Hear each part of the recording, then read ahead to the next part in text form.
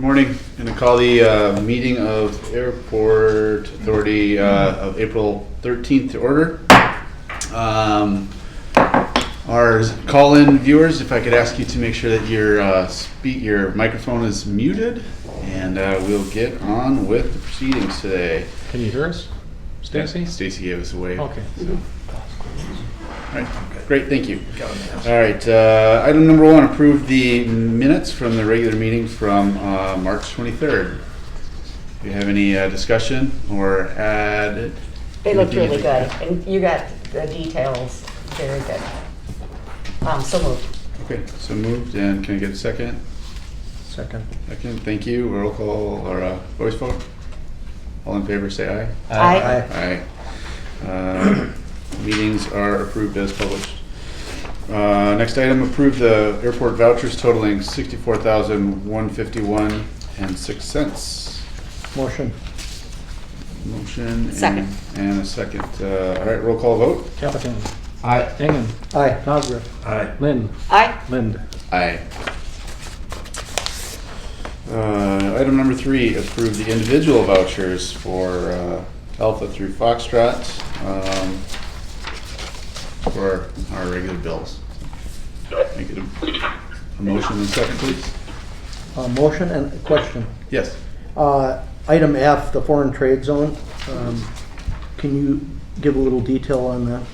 Yeah, that's so Foreign Trade Zone Corporation. They were just bought out here in the last week by a different company, but Greg Jones and Craig Poole have been our contacts since we set up the Foreign Trade Zone with the EDC, and gosh, a number of years ago.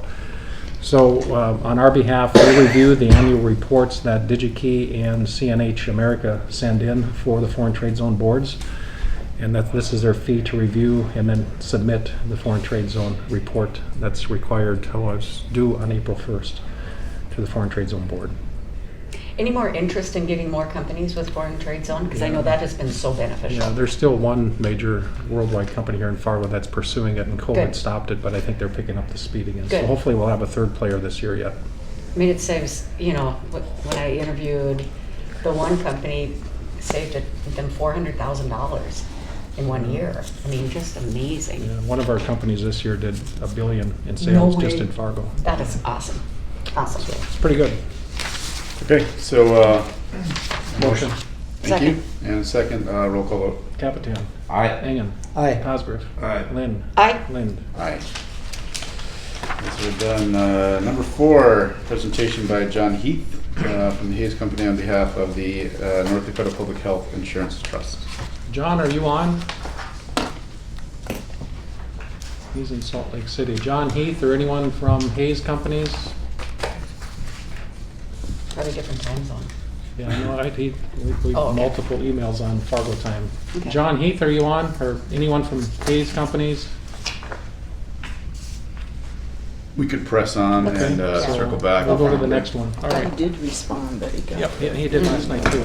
Okay, so we'll come back to item 4. Item 5 is receive an update from SP Plus, requesting the proposal for the replacement of the parking access revenue control system. Okay, Brad and Tom from SP Plus are on there, so Brad, go ahead. Hi, Brad, Sean. go ahead. Thank you. This is Brad McAllister with SP Plus. Can everyone hear me okay? We can. Okay, very good. And I also have my colleague, Tom Strasshofer, on the call. He is actually managing the development of the RFP as well as the issuance and the RFP process really in general. So if we have any specific questions, we can ask Tom. But let me just provide a real quick update on the RFP status. We have developed the RFP and provided it to the MAA to Sean for review. Sean has done a review along with his attorney, the airport's attorney, and they have sent it back to us with some comments. We've made some adjustments. I'm now in the process of today adding some language regarding the encouragement of disadvantaged business inclusion in this project, as well as a good faith efforts around that effort. And I will, my plan is to have the new version of the RFP over to Sean for his review and the board's review today. Just a real quick reminder that the RFP is developed by SP Plus, but really managed on behalf of MAA. We'll manage response deadlines, collect the proposals, review system vendor qualification and compliance, and evaluate and develop a vendor comparison evaluation. And we will provide that along with a recommendation to the airport and to the board. DBE participation will be encouraged, as I mentioned. Also, we are looking for a vendor who will qualify with the Buy American Act, so this project can be funded through CARES funding. Equipment specification includes a lot of contactless features in today's COVID world. Certainly, I think people are moving and really preferring that type of experience at the airport, and certainly with their parking experience. And I think people are very much getting used to sort of the self-service aspects and features that we can inject into the technology as well. We plan to have this system have the ability to integrate with our resource management system, which really provides a lot more automation to the site and support to the lanes via a call center through an intercom system to a call center that we have in Austin, Texas. And at some point when we really look at automation, advanced automation at the Fargo site, we certainly want the ability to integrate with these types of systems like RMS, remote managed services, as well as the ability to support a frequent parker program and corporate parker program. Both efforts that we included in our proposal back when we were renewed. And with this new technology, we'll certainly finally be able to move forward with those type of programs, really helping generate loyalty among our airport parkers in the Fargo market. And obviously very important, proven success in inclement weather, the weather you experienced there in Fargo with the sustained high winds and snow, rain, ice, those types of elements. We are looking to issue and advertise the RFP as soon as it is approved by the MAA. And the RFP must be advertised for a period of 21 days at least once it is issued. And we have several milestones built into the RFP schedule, including, I think, once the due date comes and we have all of the proposals, I think we have about a 2.5 week or 13-day turnaround process to evaluate and provide a recommendation and an evaluation report to MAA, and MAA will make the selection for this vendor. And that's my update for the park system RFP. If anybody has any questions, be happy to take those now. Hey, Brad, this is Eric, and the chairman. I was wondering what how long is it going to take you to implement the construction? So I think I'll turn it over to Tom. He's much more familiar with these projects. And there are certain elements that certainly depend on this. The sooner the RFP is approved and it's issued, certainly the sooner we can get the ball rolling on the process and the project. Once we have an award, Tom, what do you think? I know we have a Gantt chart and a schedule sort of drawn out. I think we're hoping sometime to go live near probably fall time, maybe the end of fall in Fargo. Time of award, I have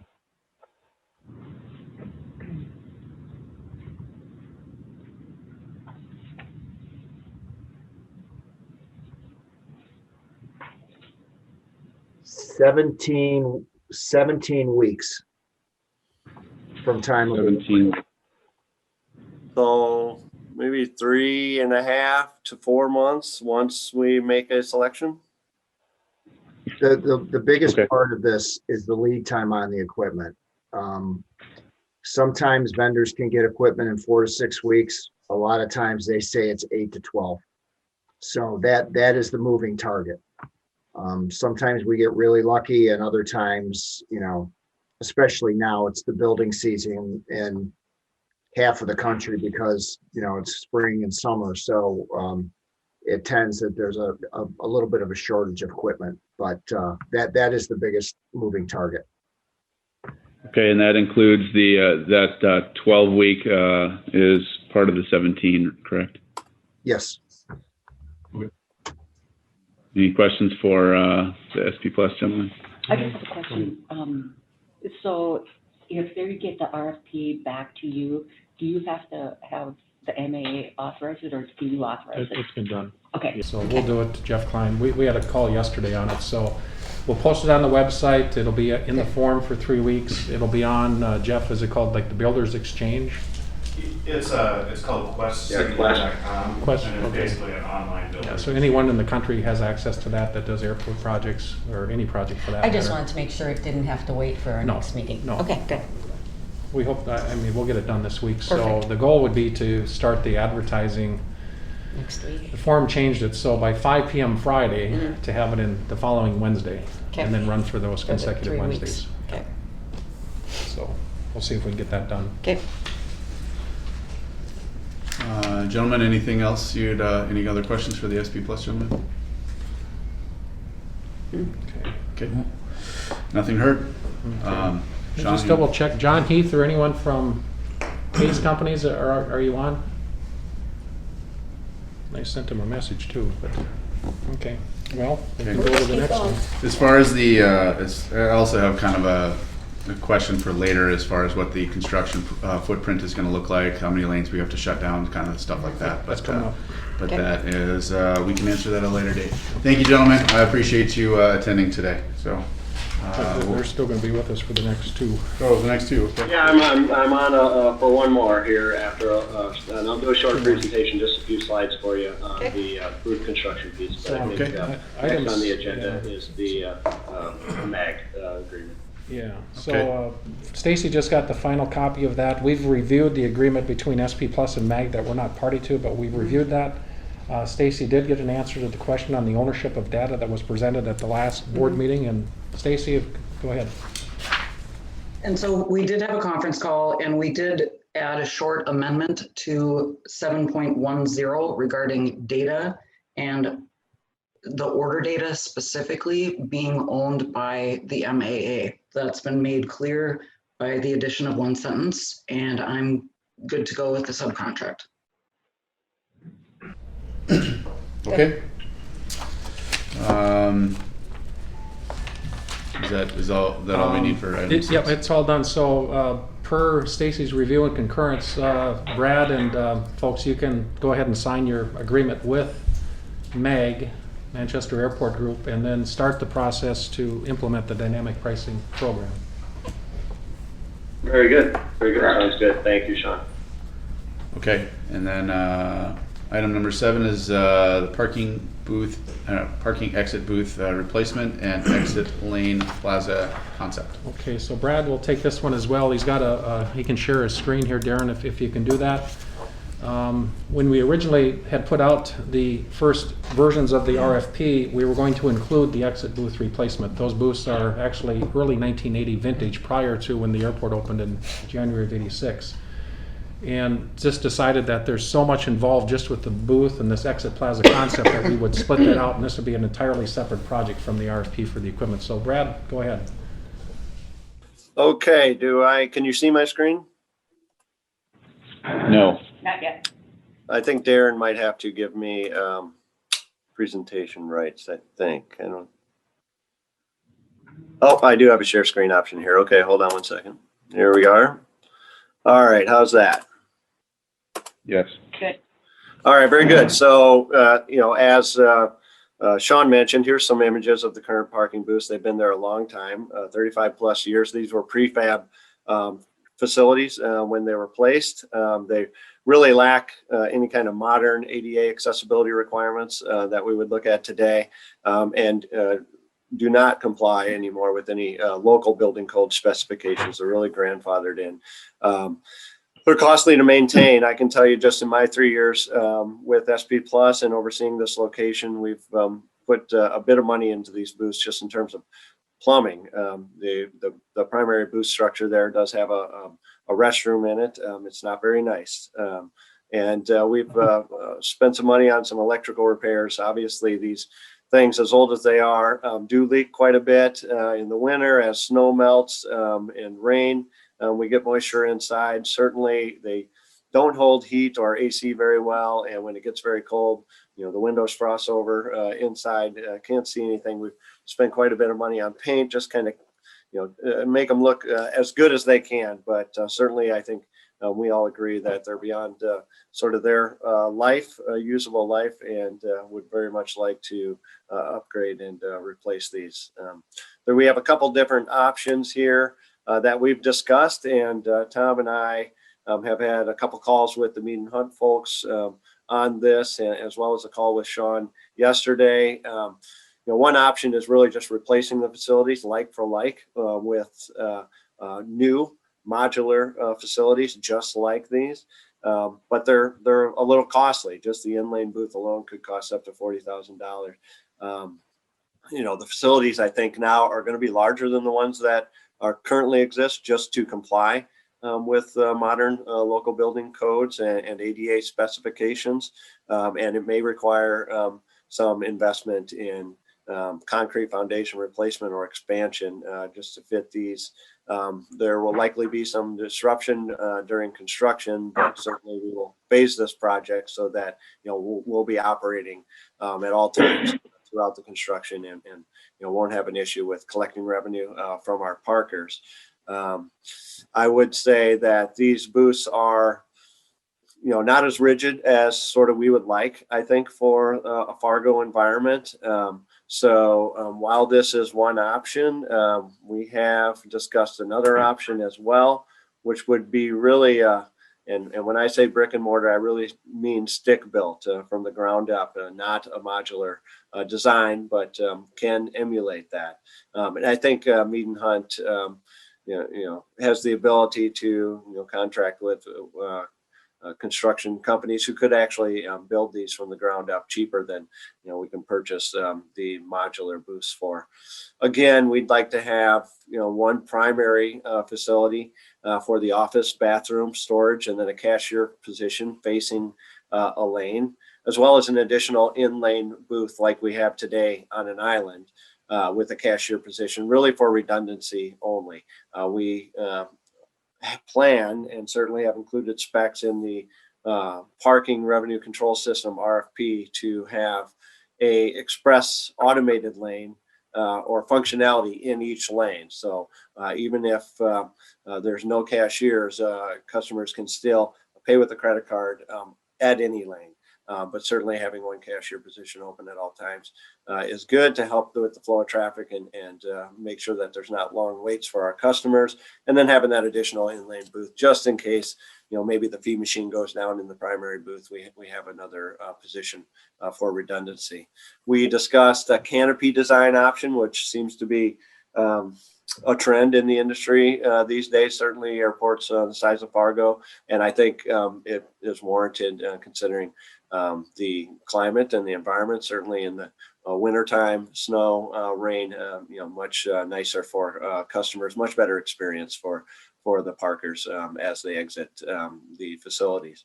Winterized construction, these will be built energy efficient. We can be a little more flexible with the design, kind of emulate a little bit, some of the other facilities on the Fargo Airport campus. So it would, from a design standpoint, tie everything a little more together. I think it would look nicer.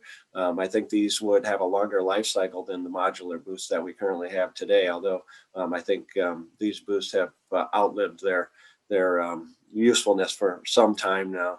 And again, there will be some disruption during construction, but we will certainly phase that so that operations are not affected. And then here is just a couple more images of an exit plaza concept with a canopy that we have worked with airport partners on in the past.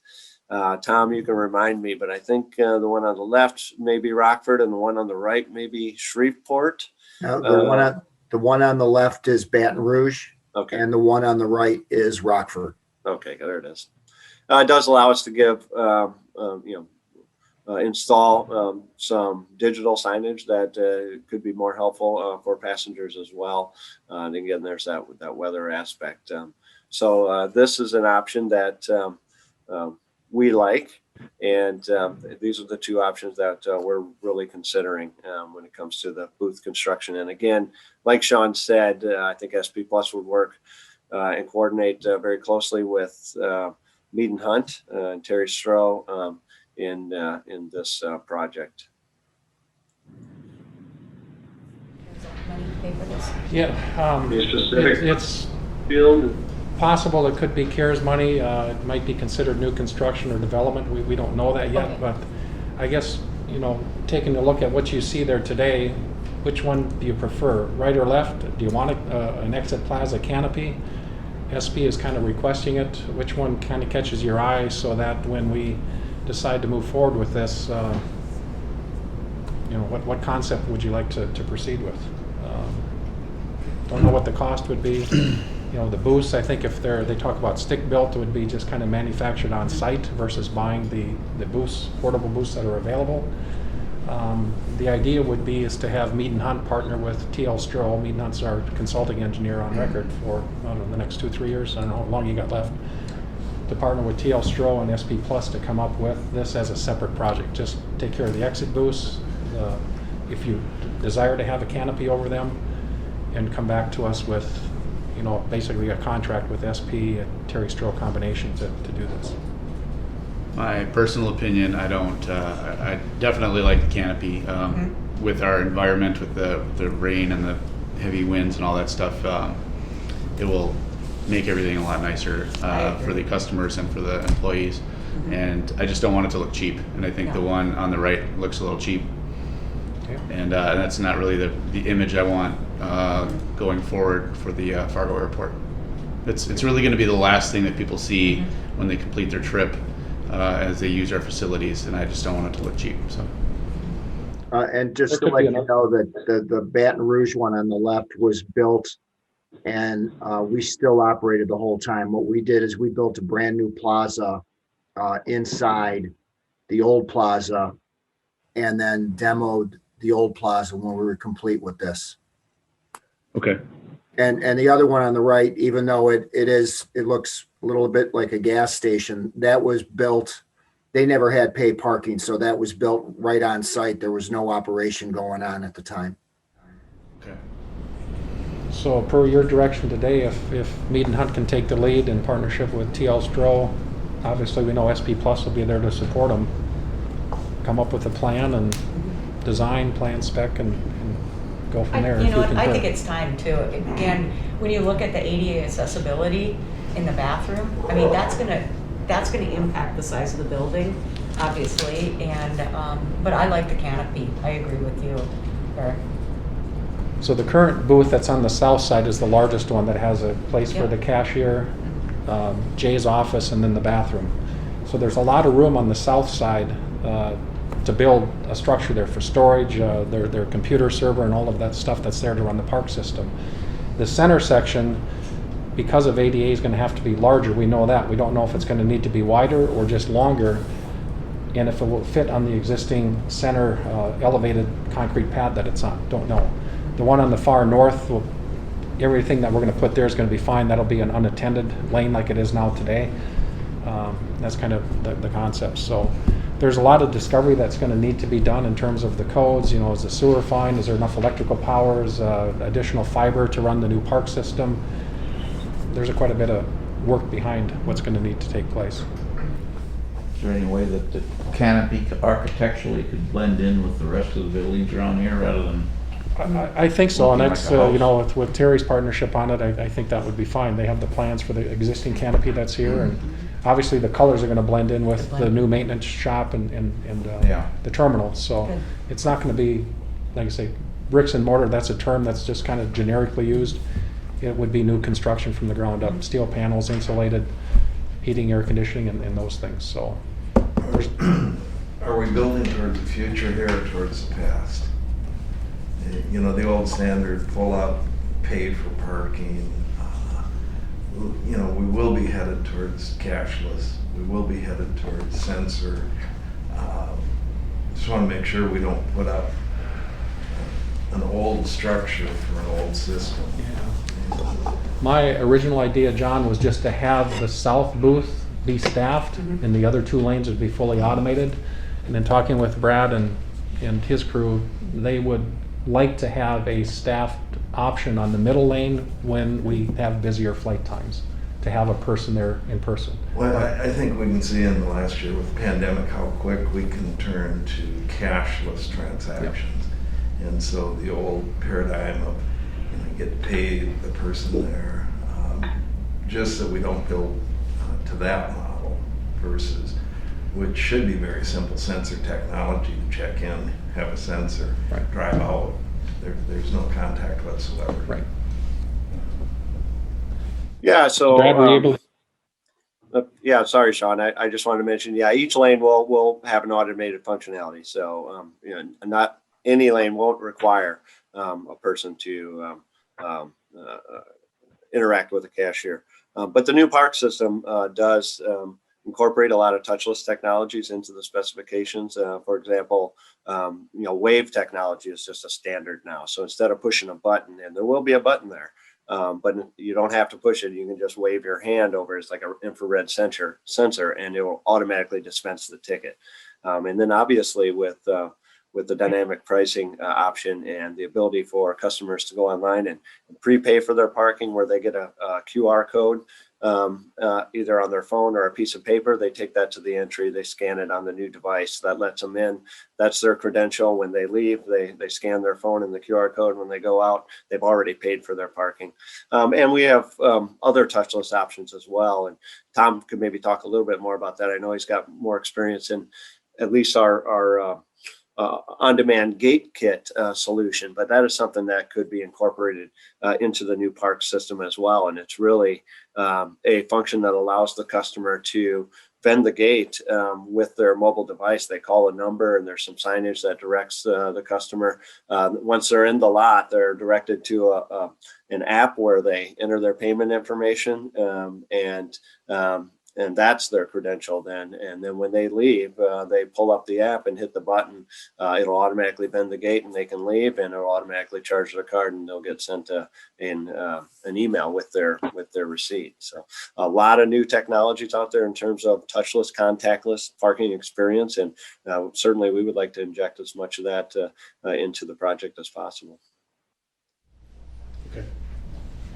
So any other questions on that? So Jeff and Terry can put their heads together and figure out a plan, a proposal, kind of a design contract, and get the process rolling to where we can move forward with that. I have no further questions. Any other discussion? And I agree. I want it as automated and as futuristic as possible. They say it's there, but that's the whole goal. Okay, can I get a motion to continue the discussion and continue with plans to making parking booth structure? Second. And second. For a second, roll call vote, please. Capitan. Aye. Engen. Aye. Cosgrove. Aye. Lynn. Aye. Lind. Aye. Okay. Thank you, gentlemen. So we'll take one more thing, and Randy Johnson from Hayes Company is on, but Randy, can you hold until we finish this last parking one? Sure. All right, absolutely. Thanks, Randy. Okay. All right, last item for parking, discuss the possible parking lot expansion project. So this item is on here per your request. Yes. As you know, prior to the pandemic, our peak season, kind of in the January through March, maybe early April time period, we've set aside overflow parking over in a paved area by the tower, the kind of the far northeast corner of the employee lot. And then we scraped off some snow from a grass area south of the control tower near the electric vault, and we've been using that for our overflow parking area, and SV Plus has been good to work with us like that. Well, even with the pandemic, March was a fairly busy month. A lot of parking spots were taken up, so with a high level of confidence that our passenger traffic is going to be coming back stronger next year during this time period than what we had this current year, we will be facing, I hopefully, a parking shortage. So therefore, I think it's important that we look at some parking options to provide additional surface parking. And they've put together this trigger map that was done, I don't know, it was done a few years ago, that has been updated to kind of let you know when we reach certain thresholds in terms of parking demand, it would trigger something, either start design or conversations related to accommodating our customers' parking. So with that, between Jeff and Brad, Tom, if you guys want to take it from there, we can see what our options are. Sure, thanks, Sean. This is the actual graph. We worked to provide some data to Jeff. I think I'll let Jeff speak to it, but I think it was first developed back in 2014, I think, and now we've updated in 2017, and now we've updated it again. Yeah, that's right. It was back in 2014 that we did develop it. So those of you that have not seen this graph before, I guess what it represents is just a historical representation of the peak parking demand at the airport, which, like Sean said, generally happens, February, March, April timeframe, and everyone is heading to warmer climates. So it goes back to 2006, and you can see there, it climbs through 2014, and then I don't know, Sean, why that tapered off after 2014. I don't. Well, 2014 was a record year, and then Frontier left the market, so our boardings kind of went down. Okay, so and then you can see there it just gradually ramps up to 2020, and that peak parking demand of 1756 is right before the real pandemic had hit. So. And then, then 2021 there is 1355 for March of this year. So not good, but not as bad as, what wouldn't have expected. And then from there, we're just projecting growth at, various rates over time. So it ranges from, basically the master plan growth, which is roughly 2%, give or take, all the way up to 10%. That's just projected through time. And then this tiered line on the top represents the number of parking stalls. So if you can see right here, this is the current number of parking stalls that are available at 2131. And then it just tiers up by as you wish to construct new stalls, whether it's 400 as shown here or something different to meet the anticipated parking demand. So, and it's fairly difficult to project, to be very honest with you, just with all the variables that are up there. So. As Uber and Lyft come back into operation, there's a little bit that you see out here from time to time. We do have some taxi operators that are back. There's 2 that are pretty consistent. The rest we haven't seen since prior to COVID.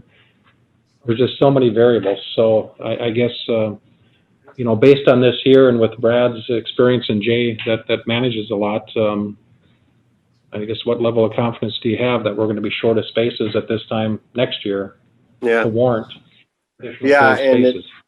A lot of it is just entirely dependent on recovery. But I think, as the vaccines are distributed, as business travel returns, and companies like mine open up business travel again, we're still suspended. We're going to see it come back almost like the floodgates are going to open. I think it's going to be very soon. I mean, you think about, Sean, before COVID, we were filling up the lots and we were parking cars, in a grassy area near the air traffic control tower that I'll show here in just a second. But again, very important that we have them within the parking system so that we can collect that revenue. We were fortunate we were able. There's a lot of great people in Fargo when they park, and we tell them to stop by the exit booth before they leave, even if they're parked in that overflow area that's not within the revenue control system. They come over and they pay, so that's great. But the fact that we were already parking people in that overflow area before COVID last year, I believe it was February time, leads me to believe that as we recover through this year, we're going to be I think reaching or getting close to reaching capacity at this peak period of the year. in March next year, and certainly the year after that. I think we're going to be, kicking like we were pre-COVID, and certainly more parking is going to be warranted. So I think it's a good time to be looking at this. We did look at a few areas where we can expand parking, and projected some additional spaces that we can gain. The first area we looked at is this 299 space area here south of the air traffic control tower. We looked at this area here, this purple area here, but there's landscaping here that I think we would like to maintain there, and some trees and stuff. I don't think we would like to get rid of that. We just as a test case, looked at this area where the current exit plaza is, if there was a desire or an appetite to relocate the exit plaza. And this is how many spaces we would get from that if we decided to put the exit plaza somewhere else. I don't think there's much of an appetite for that. And I think where the exit plaza is now, works very well for the customers. And then we looked at another area down here. So plenty of space to expand to. But again, I think, this here orange area is probably, the next, step after we maybe add a little more parking here. So these are the areas we're looking at in the type of our amount of spaces that we think we can gain. Brad, how do you get the yellow space, since it's outside of the revenue control area? How do you get those people to pay? So very simple. Actually, we did this in Billings Airport last year, actually, and we needed an overflow area. I guess it was the fall before last year, so it was before COVID. And they had a gravel overflow lot already really developed, and we were parking large vehicles in there, and it was out of the parking and revenue control system. Very simple. You're adding 2 lanes. You're adding one automated entry lane and one automated exit lane. No cashier booth, much like we have in the economy lot at Fargo today. Okay. And the equipment for that, Brad, would be as an alternate in the RFP that we just talked about earlier in the meeting? That is what we discussed yesterday, and Tom and I will discuss that again. I think we will incorporate that into the RFP, the next version, before we send it back over to you this week. The idea with the alternate is that if you decide not to move forward with that yellow paved parking lot this year, we'd have the equipment. It would be an alternate that we could accept if you decide to move forward with the construction of that lot this year. We put guardrail around it and everything to encapsulate it. It will look just like the economy lot that's on, I guess, the left side of the screen as I look at it, that you see there. It'd be cordoned off and figure out how to do ingress and egress, if it's on this corner where, signage. But we look at this as being just a seasonal economy lot for now, just December through probably April. And hopefully demand grows where we'll need it on a more long-term basis, but for right now, I think we're fine. Can I make one comment here? I mean, if the indicators are there and everyone feels that, traffic is going to come back, we can take this data point, the 2021 data point, out of there and slide it up, and basically what that does is, it shortens the time frame of when the parking lot will actually be needed. It brings it nearer term. Maybe you take it from the 2019 data point or early, like through February of 2020 data point and go from there. That's a more realistic traffic pattern that hopefully we'll see as we get out of the pandemic. That makes sense? I mean, you're kind of comparing back to what we think we're going to be moving forward. So if you take this point right here where all the projections start and move it to 2020, now all of a sudden this, increase of 100 stalls is the end of the meeting. Because right now this doesn't justify it. Yeah. Mm-hmm. Yeah.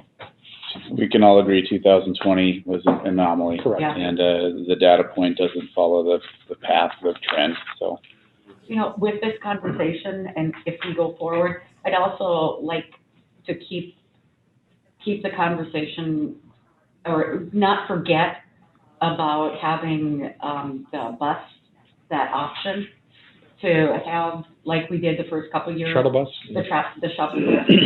Yep. Because I just think, especially in the winter, and that's gonna be the peak. I know that was just so good for when we had that with FT Plus for the first 2 years. That was part of the RFP that really just wowed us all. So, and if we have to do it, pay for it ourselves or whatever. So Brad, have you brought back your shuttle buses at some airports now after COVID or not, or during COVID?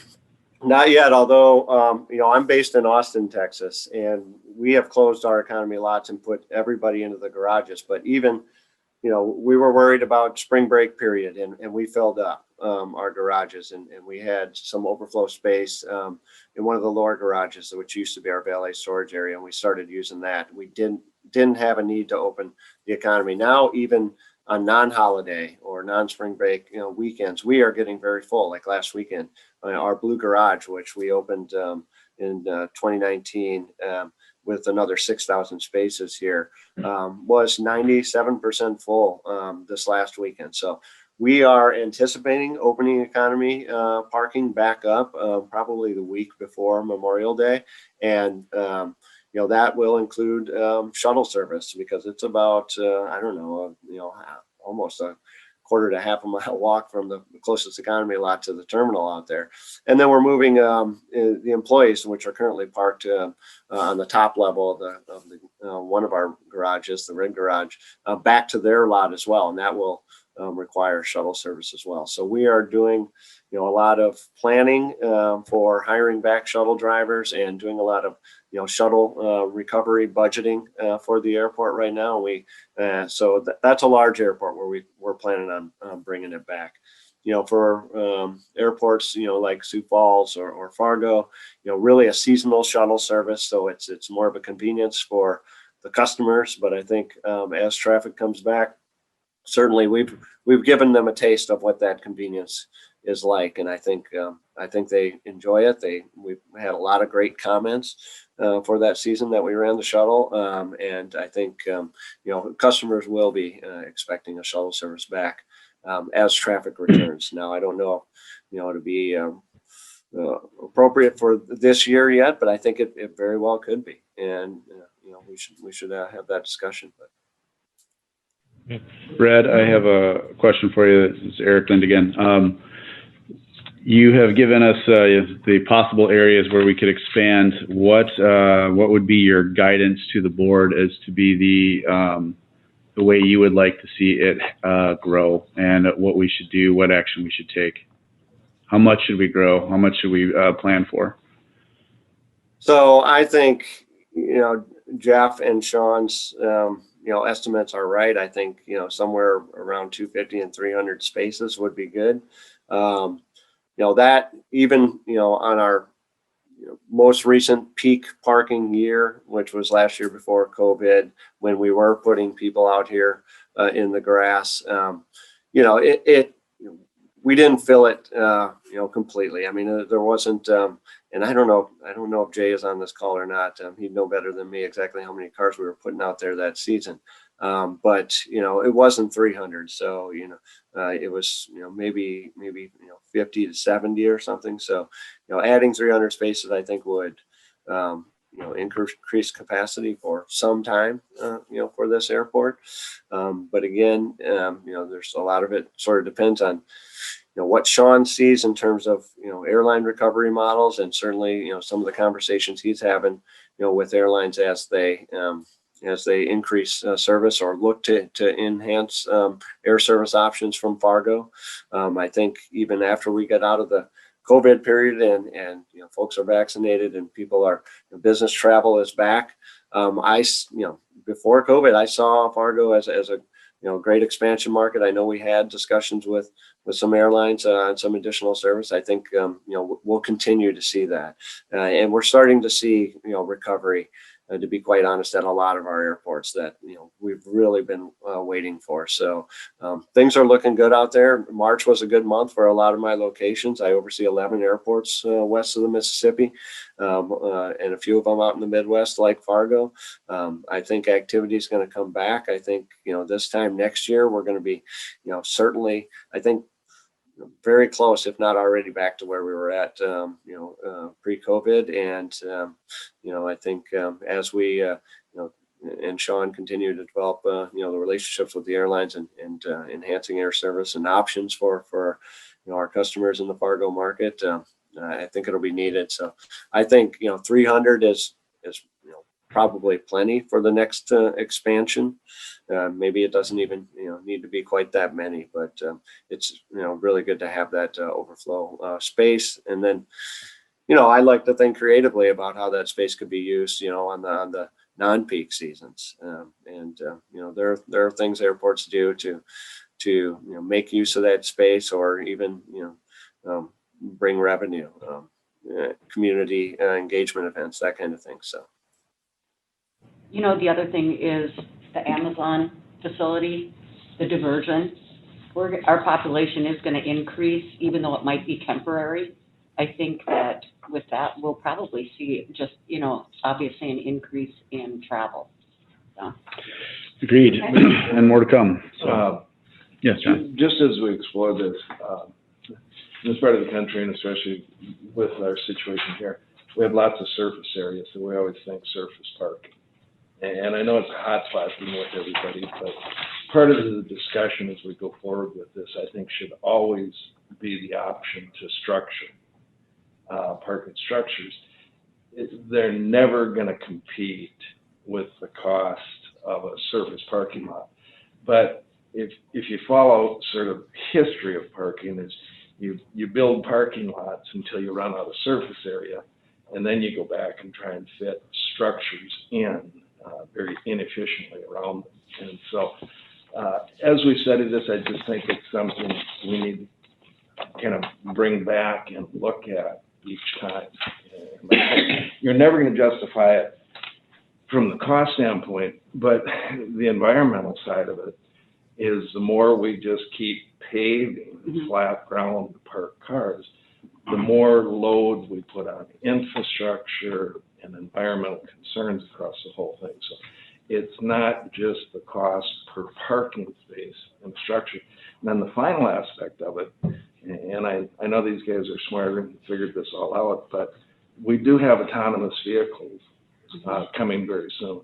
And if you start to look at the impact of autonomous vehicles on the need for parking, what's that going to do? So I do think, kind of the old days where you say, hey, we need more parking, let's pave this over here, throw some asphalt down, and away we go.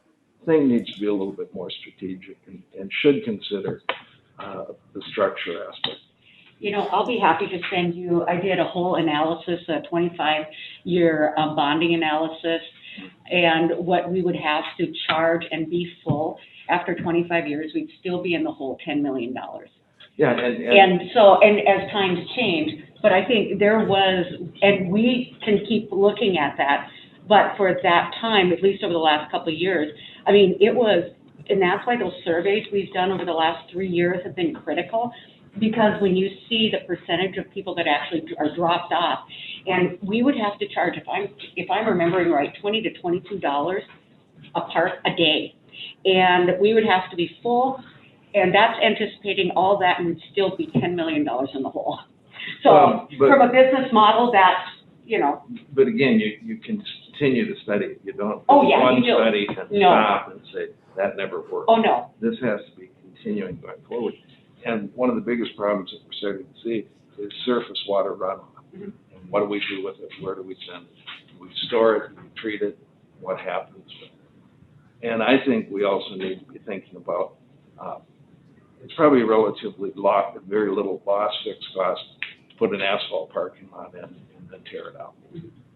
But if you put a paved parking lot in, put a holding pond in, now you start to build some infrastructure that you need to look at the full cost. And so the alternatives that you start to look at is, what would this look like if we don't need parking? What's the next use of the facility? And I'm hopeful that we will be smart enough to start thinking about the secondary or tertiary use of the building as things change, and start planning a little bit more. That's one of the reasons why at the last meeting I brought up that study again, which will be done in December, because that will give us the data updated data. It'll give us the Uber, it'll give us all the percentages, and we're not talking 100 people, we're talking thousands, couple thousand people that are interviewed over a time period. And that's where we were able to understand the cost point where people would be at if they would want to pay for the parking. So I think you're right on, we need to continue this study. But the answer, my conclusion is the answer can't always be another paved surface parking lot. I agree. I think the distance that we're getting, if we, that brownish lot that's further south, I think if we start getting to the south end of that, that's a long hike to the terminal in the cold and the wind and for their Christmas traveler stuff. So that is my least favorite. But the yellow lot, I also have a lot of questions on how we're going to get the pedestrian traffic across the busy traffic lanes without having problems, especially in the night and in the dark and stuff like that. So signage that takes them through the employee lot. That's just to the. That's not a short walk either. So Eric, we have lots of questions here. Eric, this go ahead. Linguist, may I add some? With my own concern with the yellow lot is it is encroaching on the airport fence and getting pedestrian closer to the fence and the tower for security purposes, and Okay. all traffic that would be, I guess, on the east side of Dakota back into employee parking for airport employee parking. I see a lot of ticketed vehicles in that area, parked on lot. So I just wanted to add the concern of security for the, and then also for the airport show box during airport air shows, that lot would be taken out during air shows. So that was my 2 cents for the yellow lot. Okay, thank you very much. Any other discussion before we? Mr. Chair, I guess a question. Since we're going to be required to replace the entry equipment, Yes. or exit equipment, and update it, it maybe is time for a more comprehensive review of that being incorporated into possibly a structure as well. If we're going to have the conversation about it, maybe we expand that. Expand what? 3 conversations, and we should probably bring them all together. Can you say that again? Well, we're talking about the exit point and Yep. the payment system. We're talking about additional parking and doing revamping, and well, there's a number of intersecting points there, and maybe we should have that conversation all together about, all right, we're building, we hope we build a new facility for maintenance and exit and cost controls, additional parking and structure. Well, maybe we have those all together and can bring it all into one project as a consideration. Good idea. We have great engineers and architects that we work with that maybe a little bit of time and effort might be worth their consideration. Sure, I agree. I like moving the exit terminal, the pay facility, and get like to the south there, and then recapture some of those parking spaces. I'm sure we'd lose some on the backside too, but anyway, we'll. Are we gonna just table this for now and continue the discussion, If you or? want construction to take place this year, you got to get an engineer moving on plans and specs.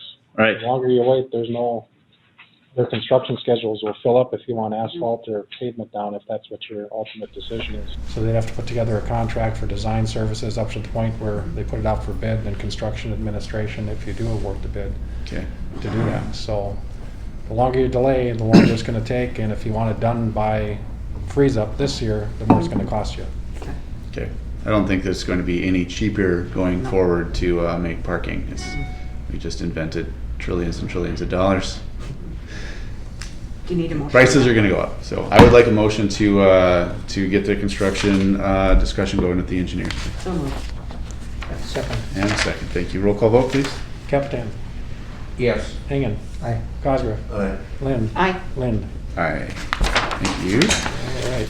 So as Randy Johnson, you're up with Hayes Companies. So this is a discussion about the North Dakota Public Health Insurance Trust that Hayes Company is managing on behalf of a number of political subdivisions within North Dakota. It started on January 1st of this year. And as we look at our transition with the city and our employees in terms of payroll and benefits, this appears to be a viable option for us in terms of health insurance and possibly some other benefits as we move forward with the transition. So, Randy, if you need, we can have you share the screen if necessary. Are you on? Yep, I am. I'll share my screen if you. Okay. That works. Just give me 1 second here, and I'll scroll down here. There's a number of political subdivisions that are in this right now. I know City of West Fargo was looking, Fargo Park District, there's others, so it's growing. We got about 3,000 employees in. I'm sure Randy's going to cover that in his presentation today. Yeah, so just as some background, the trust was initiated, the discussion of it was initiated about 3 years ago as a collaboration between the political subdivisions in conjunction with the North Dakota Insurance Reserve Fund, and as well as the Southeast Education Cooperative. And just give me 1 more second and I will get this back up here. Yeah, Randy, we cannot see your screen. There. Can you see it now? There we go. Yeah, we got it. Okay. Get it to the presentation mode. Can you see it? Is that up on a complete screen now? Yes. Okay. So Brennan Quintus from NDRF, as well as Kyle Davison from the Southeast Education Cooperative, came together as this discussion. Actually, we started working with Kyle probably about 3.5 years ago with the idea of creating a public health insurance trust. And NDRF was actually on their own kind of parallel path. And a little over a year ago, they decided to come together to work on this concept. And we've been doing consulting with many employers within the state of North Dakota for several years. And we manage another large trust, the Basin Electric Cooperative. And so the idea of coming together, if you're a public entity, to aggregate smaller groups to get some efficiencies and economies of scale to purchase health insurance became an important topic. And so they essentially came together. This is our team, just so you know a little bit about us. We're a national company. Our corporate of Hayes is based out of Minneapolis, but we're owned by a public entity called Brown & Brown, which is out of Daytona Beach, Florida. We have 11,000 employees, and we're about 300 locations now throughout the country. And we're now the 5th largest brokerage firm that does both benefits and property and casualty consulting.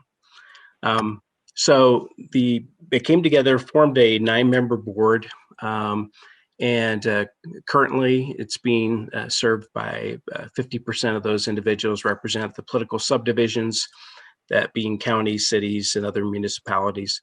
And then we have the other 50% represented by school districts.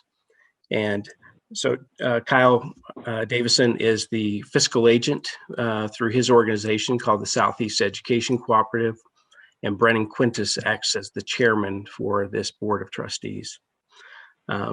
So they, in conjunction with a law firm out of Minneapolis, filed the process to both the Department of Insurance and the Attorney General's office to be approved.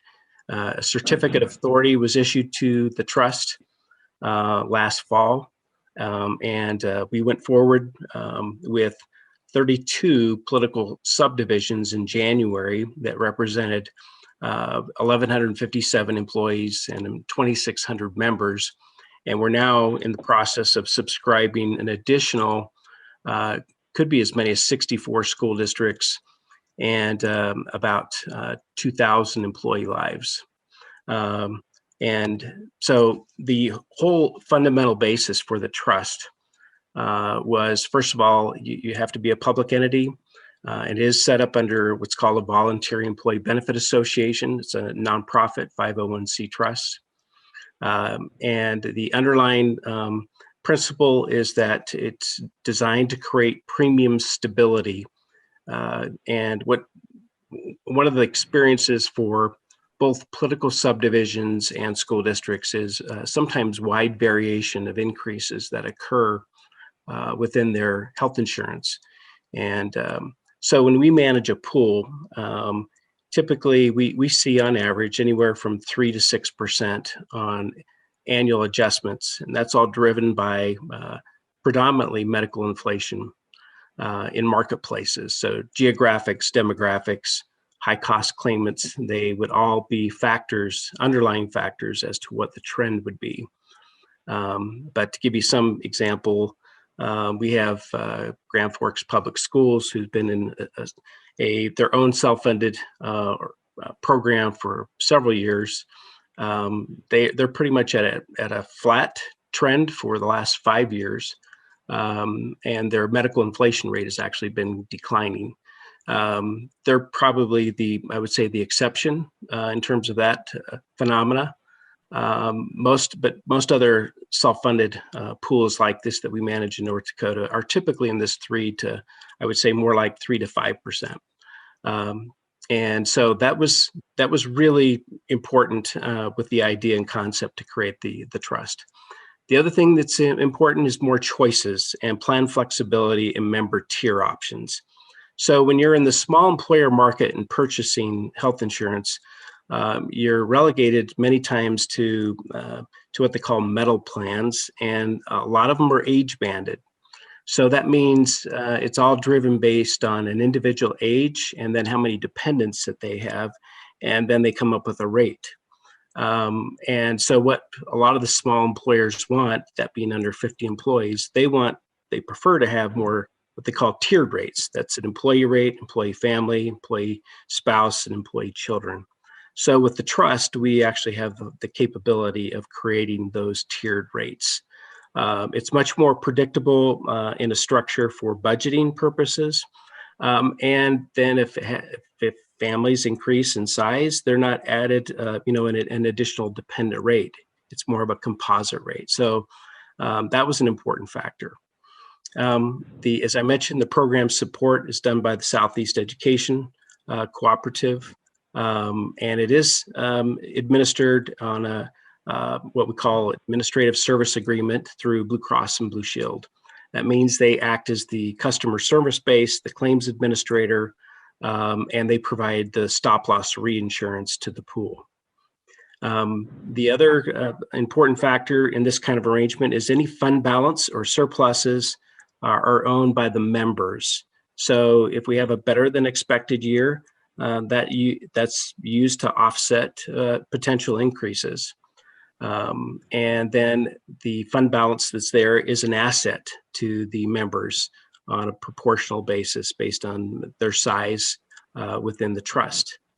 It is a self-insured pool, and the advantage of that is it's not subjected to state insurance tax, as well as other pooling charges or margins that a carrier would inherently build within their cost. And so in North Dakota, the state insurance tax to the health insurance is 1.75%. And pooling charges and margins that are typically built in could be anywhere from 5 to 7% by a carrier. So when you add all that up, that could be anywhere from 5 to 10% difference in cost, just inherently because you're fully insured versus in a self-insured pool. The political subdivisions that came in January, we actually enrolled them, and we do have two airports in it. We have Dickinson and we have Grand Forks Airport that are part of this initial group. They had a 0 increase, and that was based on their historical cost. So that was all 32 groups that came in, though they came in at a 0 increase. Then we also, as I mentioned, this says 61 schools. We've actually had additional ones asked to be considered. We're coming in October, because that's usually the plan year for all the school districts. But they're based on their historical data and claims from Sanford and Blue Cross. We're underwriting them at a 1% decrease, and then we're giving them an additional 1% decrease if they participate in the wellness program. The other important thing that we have the flexibility to do is to map over essentially all their existing plans that they already have in place.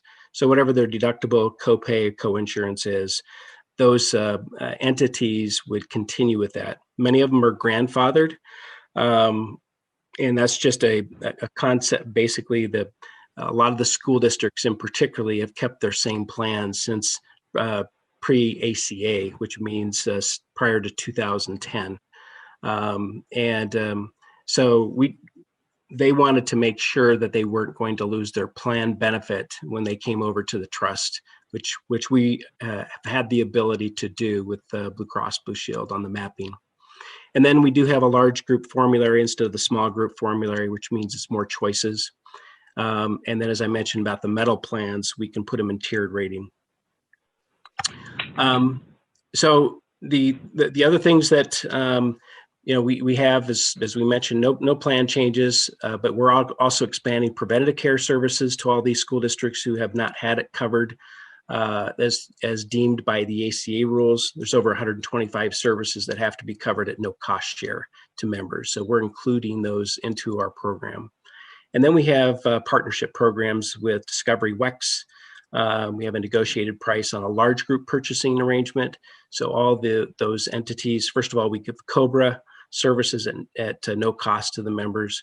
But if they participate in an FSA or a health savings account program or dependent care, they can purchase those through WEX at our discounted rate that we have. And then we do everything electronically.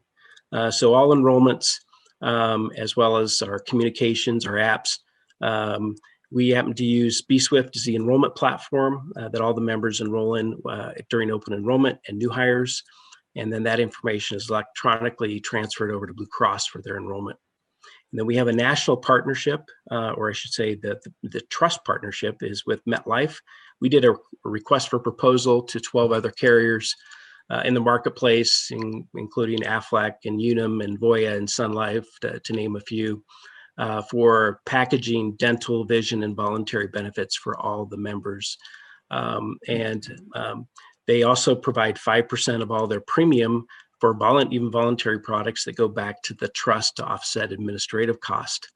And then we did a study for Ward County. They have 266 employees that were considering it as part of the trust. And these voluntary products essentially dental, vision, and ancillary, it saved on average about $81 per employee per month for those that elected those particular programs. So it turned out to be a very competitive option for the MetLife suite of products for as a participating member of the trust. And then so it depends on when you're, and you'll have to forgive me because I'm not, John has been the main interface here. So I don't know, does your plan renew in January? Yes. It does. Okay. Yeah, that's right. So, yeah. So if you were considering coming in, your actual enrollment would take place in November. This is for the schools. Theirs is in August. But it's November for the January groups, and it's a 3-week window. Essentially, we give all the entities to make an election through our benefit counselors. Essentially, through that electronic platform is where the enrollment takes place. But a link is sent to the employer, who then makes it available to the employees. The employees click that link, and then they would set their own schedule. In this case, again, it would be November time period for if you were coming in January. And the important thing about this, again, is we mentioned it's all with Blue Cross. So your same network if you're with Blue Cross, but Blue Cross generally covers all the providers that are available in the state. So we have contracted on their what they call open access PPO program. So that'll be at Sanford, Essentia, as well as having the ability to go out to Minnesota for care. So that's all available under the Blue Card program if you're out of the state. But in the state, it's all the PPO network. And then all the existing web or pharmacy services that are available currently through Blue Cross Blue Shield. With that, I'm going to just stop and ask, are there any questions that anybody has at this point.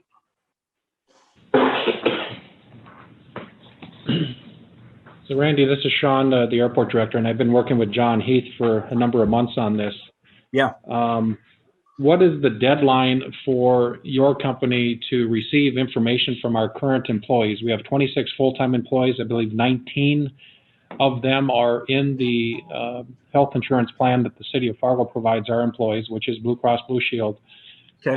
Your company did some type of a release signed by employee, employer, to get access to that information so that you can start to put together a plan in terms of what our actual costs may be based on your analysis of claims. Right. So what we would do is that you've got the current employee base and you're part of the city, and I think they're fully insured at this point. Is that correct? Or are they under Blue Cross? Yes, Blue Cross Blue Shield. Yeah.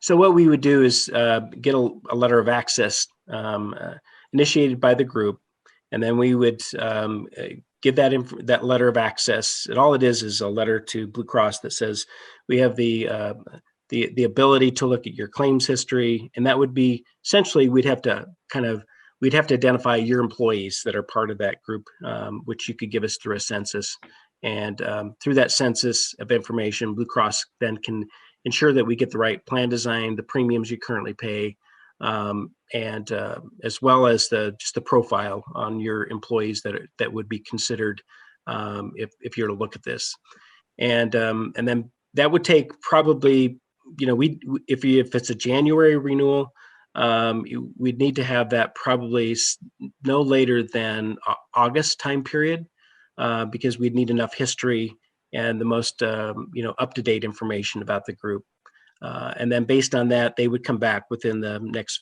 next few weeks. So probably by the I don't know what your timing is. I guess I should ask that. When are you trying to make a decision to consider it? Because that would dictate when we would ask for a release of the data too. Well, in my mind, I'd like to approve this today to have this board endorse the enrollment into the North Dakota Public Health Trust, because we really don't have any other options for affordable health insurance effective January 1st in this trust. But that's up to the board here if they so desire to set in motion today the process to join this group, just like the Grand Forks and Dickinson airports have done. Okay, yeah, then that's what we did with those two airports, is they just signed the authorization letter, and they came in based on their current plan design. And I think that's probably important, that what you're trying to do as well, I'd imagine, is keeping consistency and continuity of your benefits so that employees aren't worried about a disruption in their benefit. And then if I'm sorry. Go ahead. Yeah, and if that's John the case, plan. What's that? John suggested what? He said that our employees would keep the same exact plan for the first year, and then towards the end of the first year, you would look at options to amend the plan. Yes, that's correct. Maybe do a dual option plan, a high deductible, low deductible, look at a health savings account, but do that after the first year. Right. In fact, that's what the Grand Forks Airport Authority, they have two options, and we would consider that after the first year though, because they came into it that way. But that is correct. So we would take exactly the same plan that you currently have, and then bring that over. And I'm sure you're on a tiered rate then. You're already paying single two-party and family rates already. Is that correct? Because you're with the city? That's correct. Yeah, we have singles, we have some with spouse, some with employee and children. So yeah, there's options. Mr. Chairman, we kind of have a chicken and egg thing going here. That as we transfer over and make them employees of the airport versus the city, we have to be careful that we aren't defaulting into decisions as we make decisions here, that we have to decide what the benefit package for airport authority should be. That may be as simple as saying we're going to mirror the benefit package that they have as city employees, or do we want to enhance or change or any of those things? So understand the need to move quickly, but as we make one decision, we preclude other decisions. So, because he brings up a good point, because we have a professional employment organization RFP out right now. Those proposals are due tomorrow, and the PEO that we had engaged about in 2019 also offers, they don't offer health insurance, they would help to manage it, but they do offer some of the same benefits that you do as well, whether it's vision or dental or long-term care insurance. There's other things. So it will be a blend, as Mr. Cosgrove said, of what options our employees would have available through the North Dakota Public Health Trust. We know health insurance is pretty well given. We won't have any options there. What the plan will look like, I guess we need their leadership on developing that plan. If the employees so desire, and this board so desires to enhance the plan, but I don't think the City of Fargo plan is that good, in my opinion, based on 2 health experts that have been in this room telling us about the current city plan. Maybe there is ways that it can be enhanced, and then what is that cost to the employer and the employees? So I think John brings up a very good point. But nonetheless, starting down the road with your organization just because of the health insurance is probably something that we can start down that road today. It's the other benefits that we would have to take a look at and work with the employees in this board to put the smorgasbord before the employees. Does it come through the PEO that we hire, or does it come through North Dakota Public Health Trust? Or do we pick one or the other? So there are some. Yeah, in regard to that, what we try to do, because we obviously have groups that have current benefits in force as well, and what they've asked us to do is provide, because in our case, we're just the trust is just a mechanism with benefits. It's not, in other words, we're not trying to sell or market a particular product. So a lot of the political subdivisions asked us to just do a side-by-side comparison to their current option on all the ancillary type of benefits. And we'd be more than happy to do a similar type of comparison for you. And then if whatever product is in program is better, we suggest going with it. So we want to make sure that the employees and the employer's interest are best in mind as it's considering what options are available to them. Mr. Chair? Yes. Considering what's just been said, as we're going to approve a timeline of actions per the city's request, this would be one of the highlighted areas that is necessary immediately to start that process with the city's support and release of that information. Okay, sounds good. All right, we need more discussion on the floor. Can I get a motion to approve enrollment into the North Dakota Health Insurance Trust? Let's just make this just be the beginning phase, and then if we would like to do a side-by-side comparison and then maybe enhance the program at a different date, that's fine. But I just want to get the approval to enroll into the trust. Can I get a motion? Mr. Chair, I would move that we incorporate the information gathering process into the timeline. Okay. And once that is approved, then subject to that approval, it would be concurrent. Can you make a motion, please? Yes. Okay. I move that we incorporate that information into our timeline, which we're going to approve shortly. Yeah. Okay. And once we do that, it'll be approved. Yes. Second. All right. Roll call vote. Capitan. Yes. Engen. Aye. Cosgrove. Aye. Lynn. Aye. Lynn. Aye. And again, this isn't enrollment's not due until August. We got a little time on it. Yeah. Randy, John had told me May 15th was his deadline to get information, but he may have been thinking that our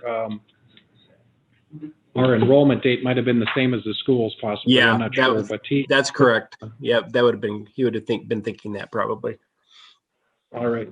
So to get that letter that you need to release the information, just let us know what you need and we can get that signed so that the information can be released so you can start your analysis. Okay, I'll follow up with John in that today and get back to you as timely as we can so that we can start the process with you. Thank you. Mr. Chair? Yes. was it understood in our communications with the city that they're going to freely release this information this time? As we had an issue last time we discussed it with them? John?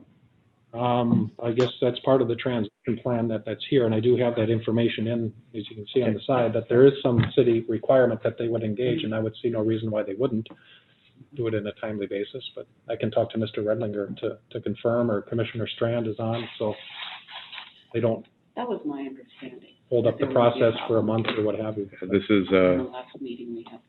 in the good faith process of going forward. I think that I hope this isn't going to be a problem. So, I mean, Blue Cross to Blue Cross. Yeah. Mr. Chairman, if I might interject, if there are problems, let us know. But I don't anticipate there would be any delays or problems on your at all on that. thank you very much, sir. Appreciate that. Sean, this is Stacy. Okay, moving. I do have a call Hi. set up with Eric Johnson this morning, and presuming this was going to be how this moved, this is number 2 on my list to discuss with him to make sure that it goes smoothly, which I don't see a problem. Okay, thank you. Thank you very much, Stacy.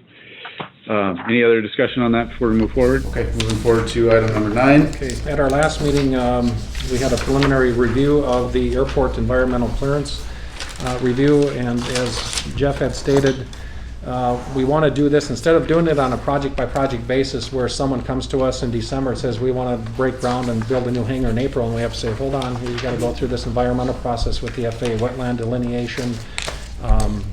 There's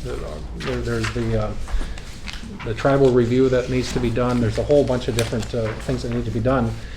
In working with the FAA over the past year to 6 months, they suggested that we do one overall comprehensive review to identify all areas where development could take place. The last presentation that you were provided, I didn't feel included enough areas, so we expanded it. That's why it came back to you today, and what's before you today is the contract from Mead & Hunt to complete this environmental clearance project, and the cost is it's a little over 100-some thousand. Just under 121,655 to complete that. So your approval and concurrence will get them started on this process. Mr. Chair, Yes. I move we approve this and allow them to start the process, as this is going to be needed for any expansion moving forward. For the benefit of our tenants and the authority, it streamlines the process. Can I have a motion to approve, please? Motion. Second. I just have one question. Yeah, go ahead. How much, I know this saves time, but I'm just kind of curious, how long is this good for? 5 years. And do they usually require additional work before actual groundbreaking? John? So the wetland delineations are good for a period of 5 years, at which time you'd have to go back and revisit them. So if we did have to go back and revisit them in period, that wouldn't be covered by this contract. The archaeological stuff, don't quote me on this, but I think it's good for 20 years, if I'm not mistaken. So what this work is essentially the field work, so the wetland delineation, the archaeological stuff, get that all taken care of. And then that's out of the way. Then we'd come back to the airport authority and request a separate contract to actually do the environmental document, because as an example, say in this area right here, before we do the wetland delineation, we don't know if there are any wetlands out there, so we could have to mitigate wetlands. We just don't know what that scope of work beyond this contract is going to be yet. So that's where we're at. So does that make sense? Yeah, it's just that I understand to get the preliminary work done, but there typically seems to be follow-up every time there's an actual building that starts. There is. So say, for example, you get to the point where, let's use the North G as an example. We'd get all that field work done. Fargo Jet Center would come forth and say they're going to move forward with it. Then we'd come back to the airport authority and say, okay, here's a separate contract to figure out the CADX work, because we know that we know the extents of the wetlands, we know the extents of any archaeological significance of it. Thank you. Okay. May I get a motion to proceed with the fieldwork, wetland delineation and archaeological? I think there is a motion on the floor. Motion and seconded. Roll call. Motion and Okay, roll second. call vote then. Capitan. Aye. Engen. Aye. Cosgrove. Aye. Lind. Aye. Lind. All right. Sorry, I forgot about that already. Item 10, receive and approve the proposed contract with Mead and Hunt for an update to 49 CFR Part 26 Disadvantaged Business Enterprise Program. So this is the program that the airports in the state have been working with the Aeronautics Commission on for a number of years, where the Aeronautics Commission staff would complete our, basically this big, long, thick document, which is a draft that needs to be updated for a 3-year period. So it's 49 CFR Part 26, which is our, basically for FAA assisted contracts, our Disadvantaged Business Enterprise Program. So Mead and Hunt employs a person, Brian Page, who would take on this project to update this document, work with the FAA and the state on our behalf to put it in place for 2021, 2022, and 2023, which is the annual reporting thing. Right now, the agreements that the airports have with the State Aeronautics Commission are out of date. So the FAA is looking for an updated one, and they've extended the timeline because of COVID and so forth, but Brian has the capacity to do this, and his fee for services to do this is $14,509 to do that. So I request your approval. Any discussion? Can I get a motion and a second, please? So moved. Second. And I got that. Roll call vote, please. Mr. Chairman, Yeah. just a request going forward, when we do have these things, could we put dollar amounts on here? So we know Sure. what we're dealing with each of those. I'm sorry, put the Dollar amounts. It's on. I think it's on there. Okay. Yeah, it's on page 3. What was the Do you have amount? that? 14,509. Oh, on the, Should be on Yeah, page. on oh, the- yep. on the Yeah, I agenda, agree so that. just as we go Oh, through. on the agenda, thank you. Right. Okay, yeah, thank you. Sure. So we had Roll the call same vote. question on number 9, what the Okay. amount was. 121,680. Right. Yep. Okay. Roll call vote, please. Capitan. Yes. Engen. Aye. Cosgrove. Aye. Lind. Aye. Lind. Yes. Okay, motion passes. Item 11, receive and approve proposal from the engineering company to study the passenger terminal Can I HVAC ask a system. quick question, Chairman? I'm assuming that any of these that we're approving, we'll see if we can use CARES money for? If there are? It's, yeah. If it's worth it, I mean, the 14,000 might not be worth that. It would be. It would be, okay. Eligible for CARES. Okay. I just wanted to keep that. We'll look at the environmental one. I guess we asked that question, but it should be. Whether it's AFP or CARES, it's gonna be. Either way. It'll be funded by, Okay. yeah, it's Funded, eligible okay. for federal funding, yes. Okay, It's a sounds good. federal requirement, so. All right, thank you. Okay, HVAC system improvements to mitigate pathogen transmission. Okay, so Obernell Engineering was the mechanical engineering partner that TL Stroh had used when they did the terminal expansion and so forth. And I believe previous board member General Haugen had some conversations with some of these firms to, one, assess the current indoor air quality of the system, but look for equipment to be installed that deals with pathogens. And the engineering firms in town have been fairly busy with that. So this kind of came as a result of these conversations that he had with Obernell. So Ned Rector had put together a fee to do that. They have all the plans and specs for the building, to do the analysis, to see what could be installed here to improve. Our Carissa grant that we just received, you got notice on the $3.5 million. This would be an eligible item in that Carissa grant, as airports and businesses throughout the area are looking at ways to install things into their HVAC systems to decrease pathogens and of that nature. So $5,000 is their proposed fee to do that analysis, bring it back to the board. And what it could eventually lead to is having them put together plans and specs that would go out to bid, depending on the cost, whether it's formal or informal, to have that equipment installed in the terminal if you so desire. Mr. Chair? Yep. Is this specific to air handling, or does it include, as we had discussed prior, the escalator monitoring? Escalator is separate. Yeah. The escalator is separate. In fact, yeah, we've been working with the FAA and Otis on that. The device that we had selected, so it meets the CARES, the Buy American That's still up in the air because the companies that the FAA had recommended, the cost was anywhere from 8 to 10 times what Otis had presented.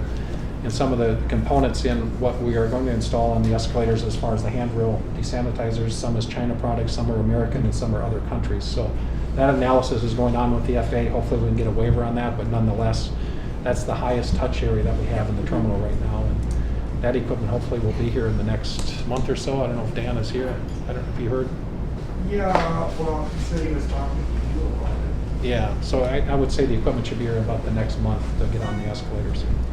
Good. Okay, so we need a motion for this? Yes. Okay, motion to approve the engineering study for the improvement to the HVAC system. So moved. Thank you. Second. Second, thank you. Roll call vote? Captain. Yes. Hangan. Aye. Cosgrove. Aye. Lynn. Aye. Lind. Aye. All right, item number 12, continue discussion regarding the updated purchasing policy. Stacy.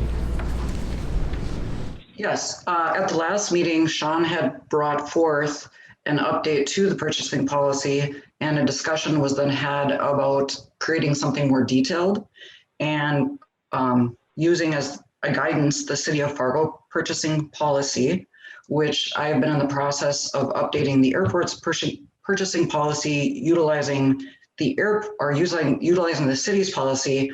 However, the city and the airport are different.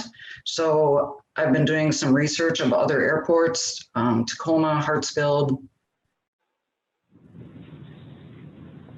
Dallas, Fort Worth, and trying to create some of those terms and then the information that has to be included from the FAA. So I meant to have that completed by this morning's meeting, but it will be completed by end of day and then sent out to everyone for review and comment. Are you going to propose doing the simplified acquisition threshold under FAA, or what do you anticipate there? So that's actually something that I would like to circle around with Dave Anderson on and have that discussion. I would like his guidance from the FAA on that.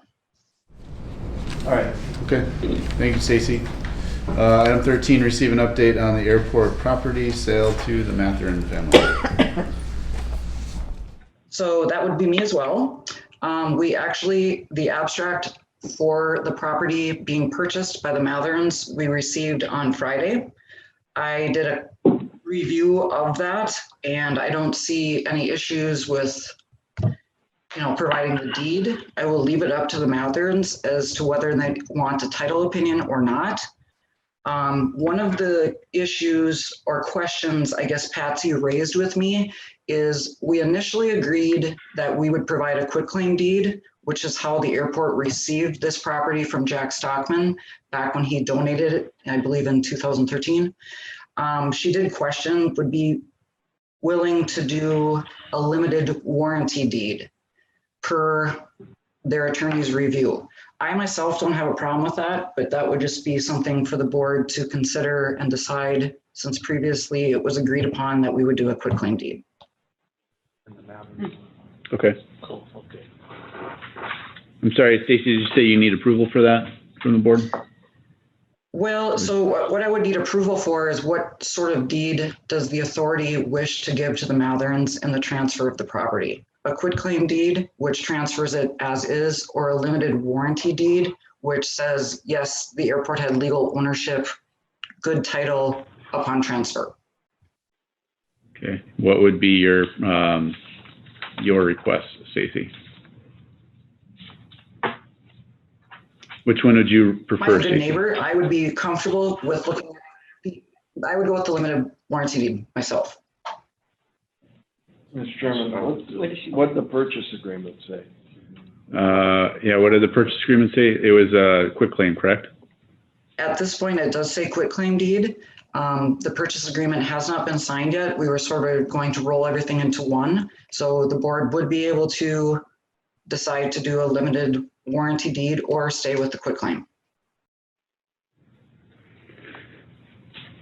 Stacy, you cut out a little bit. Did you say which warranty would you recommend? Or In looking quick at, claim deed, in looking at the abstract, I am 99.99% that we're passing good title. And so I would be fine with a limited warranty deed. okay, thank you. That's what I thought. Yeah, you cut out at a very Yeah. unfortunate position there, Stacy, so we didn't really hear your answer, so, okay. Do I have a motion to approve a limited warranty deed? Or would you like to keep it as a quick claim as the paperwork that exists already states? So do we need to amend the purchase agreement We need to amend the from purchase the agreement. quitclaim? And I guess my concern is they agreed to that, right? Mhm. There was verbal agreement, They did. Susie? They agreed, they haven't signed it though. I guess my concern would be that it was conveyed to us in quitclaim, we'd want to transfer it according and leave it that way. That would be my preference. I agree, Stacy. I would say leave it as is. If they reject the quick claim, then we can come back and do more paperwork. So. And I don't think they will. It was a suggestion by their attorney. I think they're fine with what they agreed to in terms of the quitclaim deed. And again, we're transferring good title. Very good. Okay. All in favor of leaving it as quick claim, say aye. Aye. I don't think we have to do anything All right, very else. good. We'll leave it alone. Yep. All right, Stacy, anything else for us? Nothing on that. Okay, thank you. We said we're gonna table item 14. Yeah, I don't know, Chief Bush, are you on there? Was, there he is. I am on, yes. Yeah, so since we put the agenda together, they've discovered some maybe alternative that might be a little less expensive for on the mask testing. So do you have any more information, Chief? Yeah, we're doing some, we've gathered information on possible avenues for contracting the services done or even partnering with other departments. I just want to make sure that we're doing the right option for us right now. So that's why I'm requesting to table it. All right. All right, thank you, sir. Item 15, received communication from Dr. Cliff Hamilton regarding the North GA hangar ground lease extension. Hard to believe 20 years have already passed. So Dr. Hamilton and his wife, who formerly owned Aviation Resources, Valley Aviation, have a hangar in the North GA that is right here. So the end of that 20-year term is coming up at the end of this month. So his daughter Debbie had engaged me with their desire to request a month-to-month extension of the hangar lease, which I think would be in order for maybe up to 1 year maximum, as they go through and either try and find a renter with an airworthy aircraft or they sell the hangar. And I believe that they're probably going to put the hangar up for sale. And there is interest depending on what they ask for it. There's no water and sewer in the hangar, but water and sewer is readily available next to it. So I'd request your approval of a month-to-month extension, not to exceed 1 year, as they go through the process to hopefully sell the hangar. Mr. Chair? Yep. They've been a good long-term tenant, and I think we should afford them the month-to-month for 1 year. My motion would be to accept the month-to-month for 1 year. Okay. Second. The question, yeah, they're trying to kind of move the hangar, right, eventually? Yeah, I think it'll go fairly quick. She lives in Minneapolis. I'm not sure their son Robert's here in town. So between the two of them, they'll take action to get it on the market. And I think word is already out through the aviation community in the South GA. So they may get some offers once they get it ready.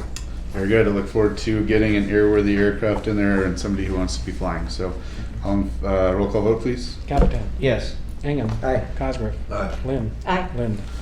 Aye. All right, item 16, received communication from 1954 Investments and Hare House regarding the extension of the East Side Terminal Office lease. They've also been a long-term tenant. I know Mr. Flaxbarth from Cityscapes helped us get them there, and they've requested a 2-year extension with a 1-year option with a 3% rent escalator for their second floor space in the East Terminal. Okay. Can I get a motion So to moved. approve that? Second. And motion second, roll call vote. Capitan. Yes. Ingham. Aye. Cosgrove. Aye. Lind. Aye. Lind. Aye. Thank you. Item 17, receive and approve the internal operations transition plan. All right, so what you have before you is, I don't know, it's 3 or 4 pages of, it looks a lot more complicated than what it really is, but this is kind of where we're at now. I think I added one other couple of little word clarification yesterday. This is what we would present, I guess, to Mr. Redlinger and Mr. Strand as our transition plan. It can be a working document. You requested that cost be put on here. I've estimated the cost as best as I can. Based on the conversation today with Hayes companies, all I can give you is the range, I guess, as far as percentages. We won't know that information until they go through our claims. I couldn't even estimate what that may be.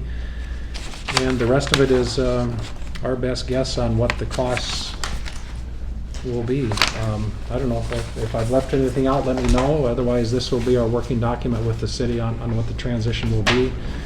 Like I say, there's some action dates, some final completion dates, who the people are that are responsible, a brief description of what's with each of the action items, and speak now or forever hold your peace. They want this by April 15th, I guess, and like I say, it's really from there. Very detailed. When I was looking at it, I mean, you thought of some things that we've talked about that many of us forgot about. Stacy, did you have any comment on that, or if you want to share this with Eric, I'll send out. I have one that's dated, I think, yesterday's. I added just some other wording based on some conversation with Hayes and some others, but nonetheless, it doesn't change the overall goal that's here. If you could send that to me, that would be wonderful. I'd like to share that with Eric Johnson here today when. And I guess Mr. Strand. Did Commissioner Strand get this? And if so, John, do you have any comments on the format? I did receive it along with your agenda packet, and I don't have any questions. I know we have a terms deadline, I think April 15th. Stacy, I'm glad you're going to be discussing some topics. Eric Johnson has a couple items to bring to your attention so that we're proactively not addressing these questions ahead of time. There's just a couple topics that came up yesterday that he will be clarifying with you so that it doesn't happen after the fact. But I think we're on a good path here. And the main thing is we keep our communications going clearly with all parties. And if we do have bumps in the road, we address them. But thank you. And I'm glad you're going to meet with Eric today, Stacy, so that you know he'll have a couple of topics just to bring your way in advance. Correct. Thank you. One thing that follow up from the last meeting is as far as IT and our transition there. As you know, when we looked at this back in 2019, I think our all-in upfront one-time cost was well under $20,000 for the computer equipment. Well, since we put that on hold and we're working with old data, it was suggested to go out and find a consultant. And so Darren had chatted with some folks down at the city. They'd recommended Ike Bailey, so I engaged Chad Flanagan and said, I'm looking for an hourly not to exceed like $2,500. Well, they had no interest in it, but he suggested that we, and I have it documented in here, that we reach out to Leffler Group, Network Center, or High Point. We had engaged Network Center previously, so we did. We had a Zoom with the folks at the Network Center, and they're in the process of working with the city IT folks right now to identify exactly what we have and what it's going to take to keep us going starting January 1st. That fee is estimated to be no more than $2,500, we'll see. And once they kind of get that comparison of all the equipment in detail, then we would have a formal RFP drawn up that can be either, depending on what the estimated cost is, be an informal proposals out to folks or a formal proposal in the form to get requests for the equipment that we'll need in the transition. So I don't know if you have anything else to add, Darren, on that. We've got some updates on the phones and stuff. And the city folks have been great to work with. So commissioners, the guys in the IT have been great to work with Darren and others here and they do have a plan in place already for us. So when the Network Center calls, it should be a fairly easy conversation to let them know exactly what we need to make the IT transition. Darren, as you're working with the IT suppliers, are you looking at them owning the equipment and leasing it? Or us? I mean, we own everything now. Right. It's just that we have servers down at City Hall, so we would get our own servers in-house, so, and that we don't have much. Just don't overlook leasing the equipment so they keep the switches and everything up to date, as opposed to us looking in that closet and saying, oh, it's time to do that, that there are, a number of options there as you look at that. Yep. It always seems like purchase seems to be the first one, but sometimes a lease and they maintain and keep everything up to date can be That's a good efficient, point. too.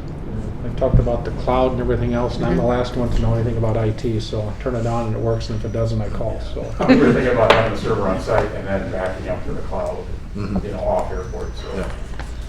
Yeah. The only other comment I'd make that ties in, it's a separate line item here, but having participated in a lot of these by Zoom, we have a terrible, Zoom setup for participants trying to see what's happening at this table. And so if we're going to continue to offer that, I think we might want to try and figure out a better way to deal with it. And I think what's going to happen is probably there's going to be more options for video conference rooms available. I know NDSU has a number of them, the city has a number of them. So it's not something I think we need to spend a lot of money with. But if you've tried to participate in this as an authority member, it's very difficult because, especially with masks, you don't know where everything's coming from. But we don't have the best of setup, and I know it was put into place here very quickly. But as we look at this, we might want to consider that also. See that? Okay. So I need a motion to approve the internal operation transition plan. So moved. And I got a second. Roll call vote, please. Capitan. Yes. Hingham. Aye. Cosgrove. Aye. Lynn. Aye. Lynn. Aye.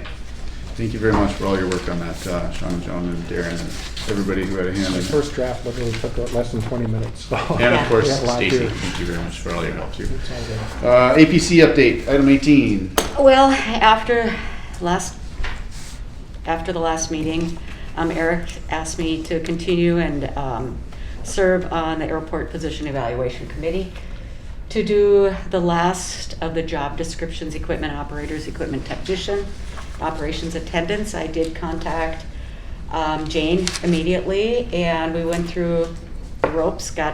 Our first meeting was last week, and we got another meeting on Tuesday. We got through all the DBM scores. Each one of us had provided them in advance. And by the way, again, good job to Darren and Sean and the guys, all of you who had anything to do with updating all the job descriptions. I know that there was a couple, and Sean noted it, that during the DBM discussion we wanted to kind of fine tune some little things, but they were just excellent. And so we have another meeting next Tuesday, and I will be there, and hopefully that will be the last one. Very good. Thank you. Yep. Item 19, to discuss the airport internship program. Okay, we have an individual that's expressed an interest in being an intern here. Jordan knows him. Is he currently at Fargo Jet Center, Darren, or somewhere? And he's been applying. He's the person that's interested in an internship. Well, actually UPS. Or UPS. He's a recent UND airport manager grad. Yeah, and from time to time we get interest from students, but the Aeronautics Commission for a number of years has had this airport internship deal where they'll pay up to 80% of the salary, not to exceed $10,000 in any given calendar year. And the person that has expressed interest has applied for, he had 7 different interviews around the country for airport positions, and our idea would be to put together a schedule. It wouldn't be 8 hours a day. He probably would be here intermittently, and then get this person immersed in Part 139, so operations and certification and safety, which is kind of the open doorstep for a lot of new graduates to get into the airport business and career. And we'll know more about this person's interest here hopefully before the next meeting, and potentially set up a schedule. Jordan is working on a schedule now. It'd be $15 an hour, working on the budget to take him, say, from approximately maybe May 1st through maybe November 1st in that time period, or some period that we'll know. But we'll have more information for you at the next meeting, but we do have someone that's interested. And there's always a lot of interest from students around the country as you know, myself, Darren, and Jordan, you know, we're looking for people to replace us in the airport career world, which there aren't a lot of us around the country, so. That's exciting. I mean, it's exciting, especially because we've had such a hard time hiring for those positions. We've had a number of interns over the years, Jordan being one, and sent him to Fort Wayne. Joel Miranda, the operations director, UND grad, he went to Fort Wayne right now, and then the airport director, Scott Hinderman, was an intern here way back in '92. He's the director at Fort Wayne, Allen County right now. So we've had other ones over the years as well, but part of the reluctance, I guess, on our part, maybe not to have pursued internships in the past, is we just don't have space in the office. And you could set it up remote, but that's not the experience that a person is looking for. They need to be here daily and immersed. But I think the gentleman that we're talking with right now, looking at getting actual Part 139 experience with our crew being immersed over in the shop, and now that we do have additional space with the shop coming online, it probably is a time where we can move forward with that. So if they can put on a resume that they actually have 139 experience, it's pretty valuable. Okay. And in accounting class, right, Joe? Correct. All right, item 20, any discussion? What's that? Would you like a motion for this or not? I don't think so, it's just You discussion. can, I mean, if you want to approve pursuing an internship, and like I say, Jordan's working on the budget for us, so we'll know how many hours and we can get someone put forth. So I mean, if you want to approve that today, that's fine. I think that's probably more Let's of an do it. administrative thing. Okay. I don't know. Motion to approve a internship, please. So I would move. Second. And a second, roll call vote. Capitan. Yes. Hagan. Aye. Cosgrove. Aye. Lynn. Aye. Lynn. Aye. And if for some reason he gets hired by one of these airports he's applying for, we'll come back and maybe pursue maybe a different person. Okay. Sounds like Fort Wayne's gonna hire him. Could be. All right, item 21, we're coming up on the end here. Receive a change order to O-Day Equipment for increase of $5,123. 20. I forgot 20. Oh, yeah. forgot. Oh, Okay, number 20. checked the Okay, wrong we'll one, make I'm it quick sorry. here. All right, so you can just see we got our March numbers there. We were down 33.8% as opposed to previous year. I think what were we compared to 2019, Darren? We were still down. It was still considerably. So we're making strides, but we're not quite there yet. So on another note, we had 823 charter passengers in March, which was pretty good. Some of those are military, but charter passengers are tracking well as we have a lot of charters to Laughlin, football charters, etc. So we're slowly getting there. And if you want to go to the change order, I guess that's where we're at. Okay, so any discussion on the passenger report? Very good. Change order to O-Day Equipment for $5,123 for a new fuel system. So I know Terry is on. So what this is $5,123 to remove the existing conduit from the trench, put in new conduits, attach those conduits to a power supply in the existing building, and then run new conduits from the existing building to the fuel island and tank and pull wire through those conduits. Evidently, the conduit that was there was in bad shape once they dug up the tanks that had been there for, I don't know, since the late 1980s. And this was just got discovered as they moved forward with the replacement of the concrete and said, oh, we can't use this. Second. Motion and a second. Roll call vote. Capitan. Yes. Hagan. Aye. Cosgrove. Aye. Lynn. Aye. Lind. Aye. Thank you for the update, Terry. Good job.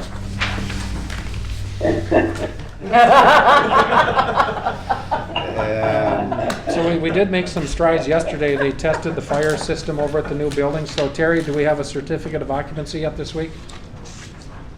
Yeah, this week we will. I think that's actually the only thing they don't have completed is the monitoring of the fire alarm system, and they were gonna be trying to get somebody over there today or even, today. They had the meeting yesterday. All City of Fargo, mechanical and electrical have all signed off. So we're just waiting for the electrical, really more the fire marshal than anything for that monitoring. And they anticipate to have that done and an occupancy certificate this week. The addition, I talked to Brady this morning about it from the standpoint of what kind of time are we looking at. Cranes in and tested. They're basically doing mechanical, electrical, infrastructure stuff in the addition, and then waiting for everybody to move out of what they have right now for offices and stuff. But we're going to turn their old break room into an office. So once they move into their new break room. Brady thought it'd be about 3 weeks after they move out, which they're anticipating that will be this week. So hopefully first week in May will be complete. Okay, thank you. And we do have, Terry, as you know, there's a number of change orders that have been building up, well, just in the last couple of weeks that Terry and Jeff have requested from the contractors last year for months. So there's a significant number of change orders that will be coming. They're under review right now by Jeff and the FAA for eligibility, but we'll probably have somewhere over 100,000 maybe in change orders. You know, most of it's with concrete and so forth, but there are some other ones that are pending. But we waited, I don't know how long, Terry, to get them. We wanted them last year. A long time. In fact, we're still waiting on one, but and fortunately, if we look at the total project costs and the number of change orders that we've had, it's really pretty minimal even with what's coming up. But like Sean said, most of them are upon inspection or further inspection. We had a lot of more concrete replaced in that area. So hopefully by next meeting, we'll have those ready to go. Okay. Just introduce Joe Sweeney. Thank you very much, Terry. Appreciate it. Right. I want to sneak in a congratulations. Mr. Sweeney, I want to put you on the spot here. I hear congratulations are in order. Fargo Jet Center was ranked as a top FBO in 2020. Would you like to say anything for that? Mr. Chairman, thank you. Again, the publication in the industry called Aviation International News does a scientific survey every year ranking FBOs around the world. So we were privileged and thrilled this year to be ranked in the top 10%. Kudos goes out to the whole team at Fargo Jet Center that's there round the clock every day of the year supporting general aviation and all types. You know, we take care of fueling the airlines and everything. So we're proud and excited about the award. Want to extend our thanks also to our partners at the airport, including the Airport Authority, Control Tower, Air Crash Fire Rescue, certainly Customs and Border Protection. All of us contribute to making that experience when an aircraft lands in Fargo, regardless if they're here for 20 minutes or 20 days. All of those parties really contribute to the success of their experience here. So thank you, and I'll pass the congratulations on to our team. Thank you very much. Your business success over the years shines very, very well on the city of Fargo and the customers you serve. So we want to say thank you very much and congratulations. Thanks. One little minor housekeeping detail, and Stacy's aware of this. So at a previous meeting, you approved with basically Cityscapes or Dakota Allied Properties.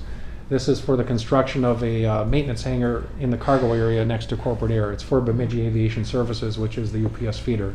Since that time, Dakota Allied Properties has changed the name to BE Airport, fill in the blank, Stacy. BE Airport Property LLC.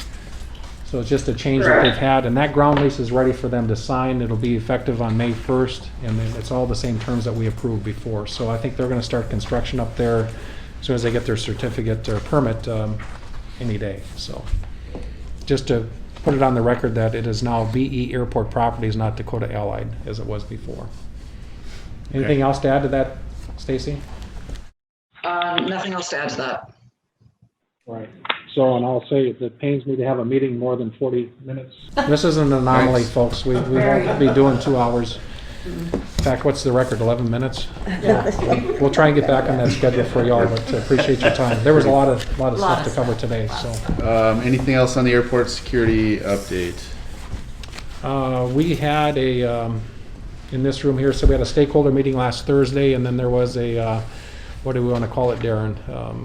It was a bomb threat assessment update that the TSA gave us to a covert group of folks here, and went through some really interesting things on vulnerabilities and so forth, as Homeland Security updated that for airports across the area. So not much we can share on that, but it may be a discussion in the future in terms of windows and bollards and other things that we may be looking to do as we work with Homeland Security on things. So that's about all we can say on that. Okay. Any word when masks, are we still gonna have our mowers having to wear masks this summer? Our national call yesterday, or let's see, yesterday, Monday with AAE is, there's some hope that it could go away in May. Okay. But then there's others that are saying this will continue into 2022. Okay. Don't give me hope. Well, yeah, I mean, the TSA screeners. Yeah. I think they were told it's That's- gonna go, for them it will be, but there's hope that, I think May 11th was the. We're hoping May 11th that the mandate would go away for airports, train stations, and bus stations, so. But So as long as the screeners don't go, and Stay we'll tuned. get the guy mowing the lawn, right? yeah, so stay tuned. Okay, last item here, I apologize, we have a new member on the airport authority. I failed to recognize you at the Not a beginning of the problem. meeting, I apologize. Jim Capitan is our new member and starting a new 5-year term. So he replaced retired General Haugen, and we're looking forward to your service here. Thank you very much. Very good, thank you. Glad to be here. I have nothing else. Is there anything else from the peanut gallery? Okay, thank you for all staying. It's 2 hours, so I will call the meeting adjourned. Thank you very much for staying. Bye-bye. Thank you.